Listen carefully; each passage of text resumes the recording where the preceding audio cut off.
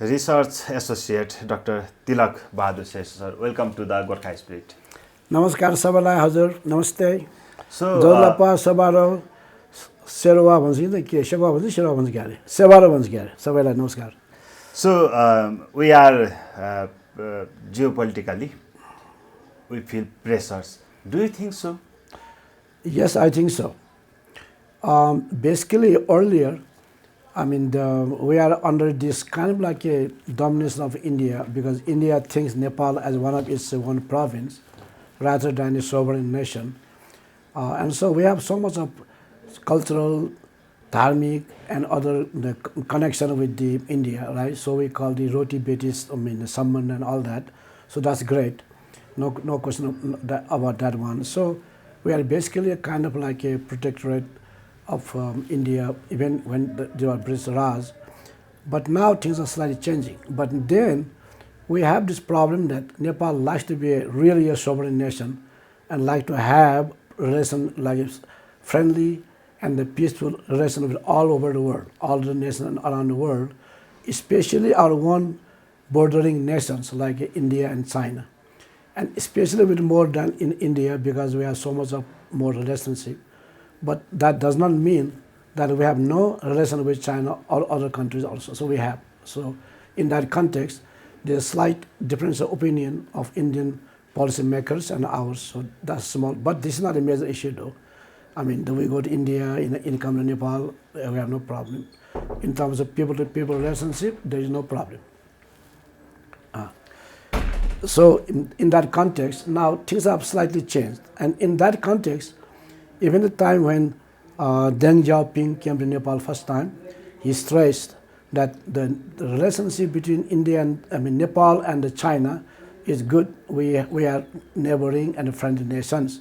And the relationship between Nepal and China is not against any other countries, especially not against India. He has been stressing that. And so that was the structure before. But now what's happening is the Chinese economy is really growing fast. And now the American and the Chinese economy is almost equal. And the projection is after about 25 years, the Chinese economy is going to be twice of American and the Indian going to be equal to American. That's a projection. Now, this is not per capita. We are talking about simply GNP overall, but not the per capita. So per capita wise, American per capita will still be much more higher than Indian or Chinese. Now, in that context, if you do that, then what is going to happen is the economic center of gravity will move from the west to the Asia. And now if that moves, then slowly the research, that's the important part of it, research center as well as the political and other power centers also will slowly move in. And because of that, the Western power like to have in the Nepal is sort of like a Western modeled, the center. So like right between the Mount Himalaya to look at both China in north and the India in south. So that's why that's one of the central issues comes over here. And now from that by itself may be not wrong, but then you got two issues comes out of that. Number one is to Christianize Nepal as fast as can possible, so that like a Western outpost.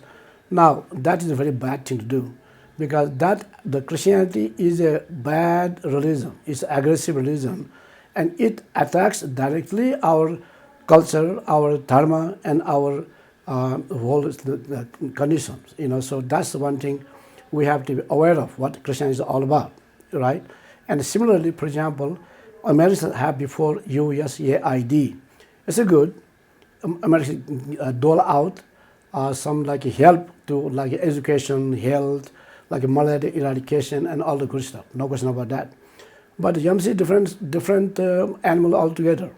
The Article 7.1 in YMCC simply says that the YMCC laws and rules are above our laws. Now that is something very different. That's why it has been passed from our parliament. And that whoever passed YMCC, they are bad people. They are setting off our national sovereignty. So let's be pretty clear on that. So because of that, so basically passing like YMCC, which drags Nepal into so-called the Indo-Pacific political grouping. and they are basically against China, rising China. Now, long term, this kind of thing is not only against China, it will be also against India also. I hope the Indian government they realize that. But for the Indian policymakers, the problem is that China is growing so fast. Now, India cannot compete with China by itself or by herself. And that's why they are trying to get American help as a part of their alignments. But then Chinese are saying, wait a minute, that's not our deal. That we are friendly with both India and Nepal. And Nepal-China friendship is not against any other country, especially not against India. So that can cut through. And so that's how we are slowly getting into this kind of geopolitical, so-called traps. And we really have to avoid that. Now, what do we do that? We have to stick to, very, very hard, we have to stick to our historical one, just like non-aligned foreign policy. Panchashil, 5 principles of happiness and the Panchashil. Those things we have to stick together.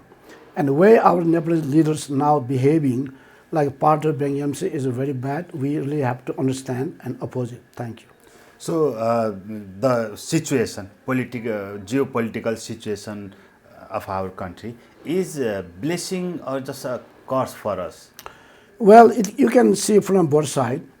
We can say we are happy that we are right in between India and China.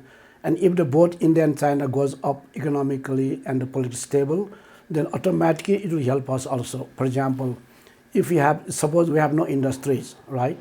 And then suppose we are just having a tourist only. If out of 140, the crore, say 1,400,000,000 Chinese, even 1% come to Nepal as a tourist. Similarly from India, even 1% comes to Nepal. We just by becoming a tourist, the industry, we can help ourselves up. So there's no problem with that. But otherwise, if India and China have a problem, and then if they use Nepal against each other, then we are in a problem. They are not using it. I'm sure they are very wise people. They would not use it. But then we have to understand that in terms of geopolitics, Nepal is not buffer zone. Let me repeat again. Nepal is not a buffer between India and China. Nepal is a connection point. There was a bridge between India and China. Our Buddha, the Buddhist Dharma went to India, also went to China, right? And we have Roti Beti Sambandha with India, but then we also have Roti Beti, or say you can call it Thukpa and South relationship with the Tibet, China also, right? It may be of different magnitude, but we have. So let us promote Nepal as a peaceful place where all the people from all over the world should visit, and a bridge between two big civilizations, Chinese civilization and the Bharatiya or the Vedic civilization. Let me also emphasize one thing. The Chinese civilization have 3 main components. One is Confucianism, next one is Taoism, third is Buddha Dharma. And all the 3 are not aggressive, and that makes Chinese civilization, I'm not talking about nation state, but Chinese civilization is a very peaceful and a good one, does not attack others. Similarly, Vedic civilization have so many, we have Buddha, we have all the, Dwait, Advaita, all the philosophies. Also, it is not aggressive, it does not attack others, right? So then why problem? So now we have to differentiate between civilizations and a nation state. For example, if India talks about Akhanda Bharat, sure, why not, right? But Akhanda Bharat concept is civilizational. That will go all the way from Afghanistan, Pakistan, India, Nepal, all Tibet, all the way to Indonesia, Malaysia, right? But the Republic of India, which is nation state, the border runs between Birganj and Raxaul. Between the right border is Mahakali, Kosi, right? So we have to separate these 2 issues out, but we are all for the civilizational part of it, which is not aggressive. Thank you. So the situation of our country geopolitically, so do you think our leaders are aware about this fact? I have somewhat dubiosity of that point. I don't think they are stupid to not to understand all this, right?